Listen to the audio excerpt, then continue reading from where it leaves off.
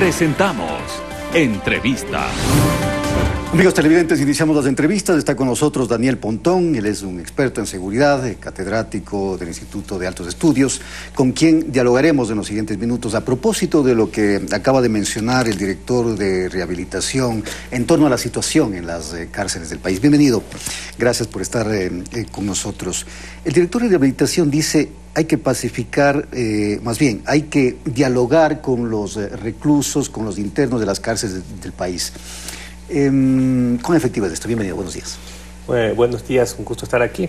Gracias. A ver, me parece que la situación está articulada a la necesidad de mantener un control sobre el tema carcelario, y eso se evidencia básicamente en la necesidad de evitar estos espectáculos de violencia que hemos visto. ¿Por qué le digo espectáculos? Porque las muertes dentro del sistema carcelario ha sido un problema latente ya en las cárceles. Décadas atrás hubo 35 muertos. O sea, no es de hoy. No es de ahora. Lo que pasa es que ahora tenemos la tecnología que se puede grabar. Y ahí nos pone una ambigüedad. Yo siempre digo, es bueno o es malo que exista tecnología al interior de los centros penitenciarios. Malo desde el punto de vista del control, bueno desde el punto de vista de que la sociedad puede mirar lo que está pasando dentro de las cárceles. Y el tercero punto también pone, hay una lógica de espectacularización de la violencia, y obviamente eso pone en entredicho mucho la capacidad del Estado de poder controlar. Negociar con las bandas me parece un asunto que hay que tomarlo con pinzas. Más allá que ellos pongan como condición, lo que le escuché ahorita al director, al señor Pazmiño, sobre la necesidad de que no se les inicie procesos judiciales. Bueno, la justicia no puede estar en entredicho en este tema, porque básicamente hace un año atrás Huacho pedía amnistía y bueno, usted sabe lo que eso generó.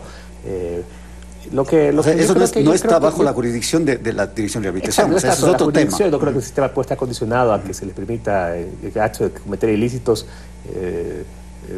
renunciar al Estado de la posibilidad soberana de ejercer un castigo y el control sobre ese tipo de actividades, ¿no?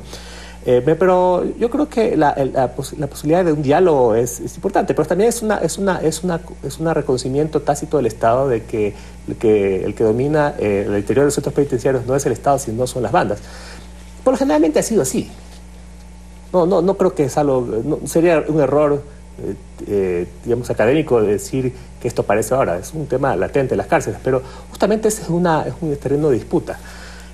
Y me parece que la posibilidad de dialogar para salvaguardar vidas humanas, que es el fin último que debe estar abocado el diálogo, me parece importante, pero hay que ver qué es lo que está detrás de ese diálogo, porque yo no creo que los diálogos es un tema de buena voluntad, sino detrás de eso debe haber algún tipo de negociación que implica control de espacios, acceso a privilegios, etcétera, que hasta ese punto a veces nos genera ciertas dudas, ¿no?, respecto a este tipo de situaciones. Ahora, pero en todo caso, yo creo que al final de cuentas esto debe estar contemplado o articulado a una serie de medidas que nos permitan hasta cierto punto al Estado mantener un control importante dentro del sistema penitenciario, que implica con dotaciones logísticas, recursos humanos y obviamente recursos económicos para esto, para hacerlo, ¿no? Ahora, retomando esta declaración del director de rehabilitación, él dice: con este diálogo vamos a pacificar las cárceles, o queremos pacificar las cárceles, queremos evitar mafias.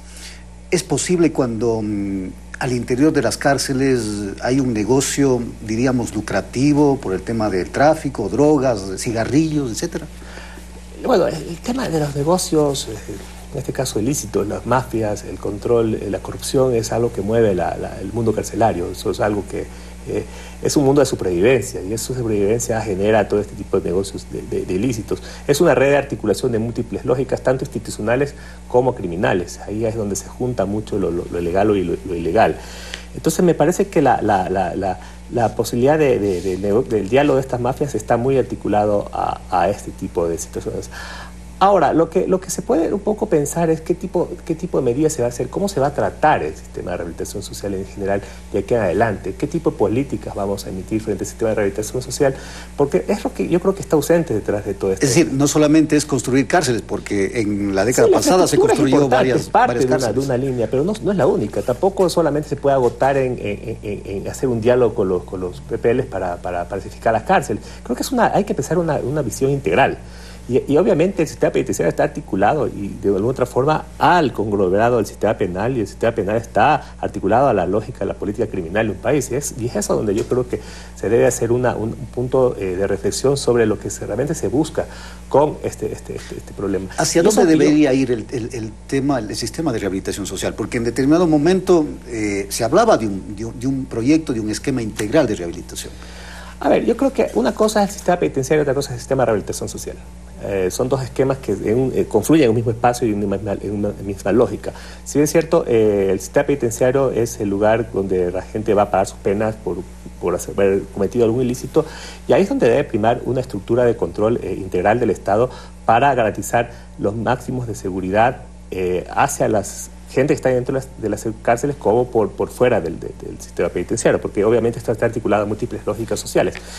Y dentro del sistema integral de lo que es el sistema de rehabilitación social, es pensar cómo las cárceles, al final de cuentas, terminan siendo espacios de recomposición o resocialización de las personas que realmente han cometido un ilícito, en la medida que estas personas no son básicamente demonios humanos, sino de alguna otra forma pueden realmente ser sus actividades pueden realmente ser útiles para la sociedad, por ejemplo, esquemas laborales, reeducación, y un tema muy importante que yo siempre he insistido es qué hacer con las personas que salen de este sistema, porque el gran problema del sistema de rehabilitación social que yo he visto, o sistema penitenciario, como quieran llamarle, es el alto nivel de reingreso que tiene la población. Y esto hace que se salen, reinciden en ilícitos y vuelven a la cárcel. Lo que se llama la famosa escuela del delito. Las cárceles, por general, es un reproductor de la dinámica criminal.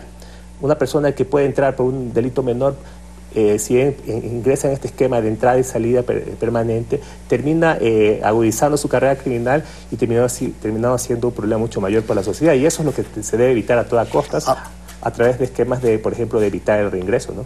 Ahora, a corto plazo, y considerando la coyuntura y todo lo que hemos visto, la muerte de reclusos en las cárceles del país, pese a que existe un estado de excepción, es muy difícil controlar el ingreso de armas, el ingreso de celulares, porque hay quien está grabando también lo que sucede dentro de las cárceles. Es muy difícil. ¿Y cuánto puede aportar el tema de incorporar las Fuerzas Armadas para estos controles? A ver, yo soy una persona que me gusta ver las cosas de manera fría y pragmática en ese sentido, porque yo creo que el Estado frente a cuando que existan cárceles, celulares o existan armas, cuchillos dentro de las cárceles tampoco es algo nuevo. Sin embargo, el Estado lo que tiene que procurar es que en la medida de lo posible evitar, contrarrestar o mitigar que ese tipo de artefactos entre de una manera tan libre a las cárceles. Lo que se ve ahorita es que los presos tienen acceso a celulares de una manera casi discriminada, y eso me preocupa a mí, porque ahí se muestra que el Estado tiene ninguna capacidad de controlar esto. Yo no creo que poner capacidad de control del Estado a través de inhibidores de señal, mecanismos de escáneres, etcétera, etcétera, sea algo tan complejo y tan costoso. Más bien yo creo que falta interés y decisión frente a ese tipo de situaciones que nos permitan mitigar. Obviamente el esquema de corrupción alimenta este tipo de dinámicas y no sorprendamos que en el futuro podamos encontrar esto, pero el Estado de alguna otra forma tiene que mantener un esquema de control y no dejar esto en una especie de libre albedrío. Es decir, es cuestión de aplicar tecnologías, cuestión de... Claro, existe. Porque alguien decía, vamos a poner más cámaras. La tecnología de la seguridad es algo que se ha desarrollado muchísimo y obvio existe eso, y no creo que sea algo extremadamente costoso.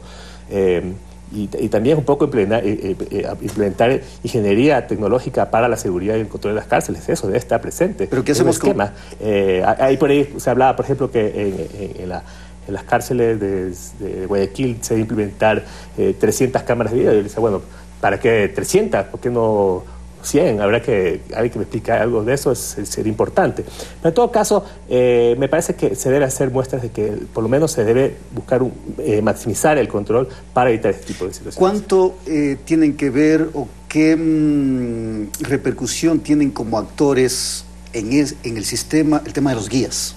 A ver, este es un tema medular. Creo que la situación de los temas de guía penitenciario, tenemos un problema muy profundo ahí.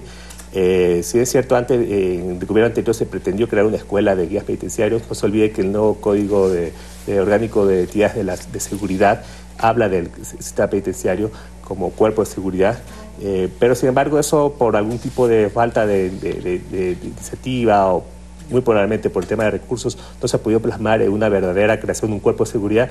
El tema de la escuela de guías es un tema que quedó en un proyecto trunco y que habría que retomarlo porque eso es un tema muy necesario.